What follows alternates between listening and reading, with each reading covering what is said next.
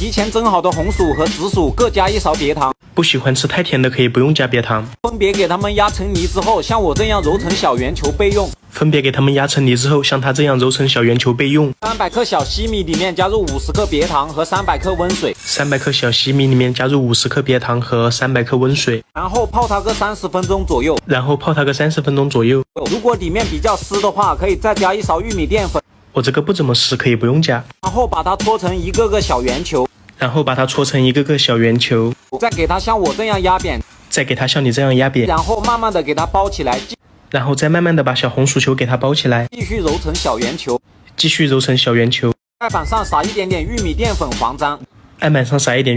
防止粘连。模具里面也要撒一点玉米淀